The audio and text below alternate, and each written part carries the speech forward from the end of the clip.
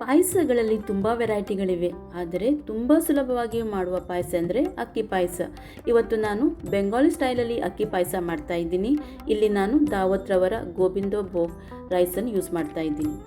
ಈ ರೈಸನ್ನೇ ನಾನು ಯಾಕೆ ಯೂಸ್ ಮಾಡಿದ್ದೀನಿ ಅಂದರೆ ಇದರಲ್ಲಿ ತನ್ನದೇ ಆದ ಸ್ವಾದ ಮತ್ತು ಪರಿಮಳ ಇರೋದ್ರಿಂದ ಪಾಯಸ ಇನ್ನಷ್ಟು ರುಚಿಯಾಗಿರುತ್ತೆ. ಅಕ್ಕಿ ಚೆನ್ನಾಗಿ ತೊಳೆದು ಒಂದು ಅರ್ಧ ಗಂಟೆ ಇದನ್ನು ನೀರಿನಲ್ಲಿ ನೆನೆಯಲು ಬಿಡಬೇಕು.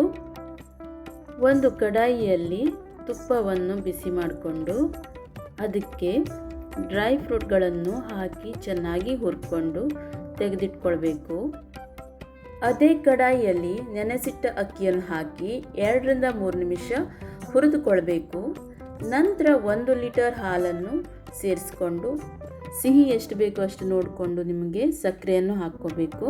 ತಳ ತಾಗದ ಹಾಗೆ ಇದನ್ನು ತಿರುಗಿಸ್ತಾ ಇರಬೇಕು. ರೈಸನ್ನು ಸ್ವಲ್ಪ ಬೇಯಲಿಕ್ಕೆ ಬಿಡ್ತಾ ಇದ್ದೀನಿ ನಾನು.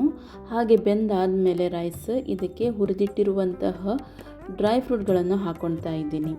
ಈ ಪಾಯಸ ಅತಿ ರುಚಿಯಾಗಿರುತ್ತೆ, ಹಾಗೆ ಬೇಗ ಕೂಡ ಆಗುತ್ತೆ. ನೀವು ಕೂಡ ಒಮ್ಮೆ ಟ್ರೈ ಮಾಡ್ತೀರಿ ಅಂದ್ಕೊಳ್ತೀನಿ.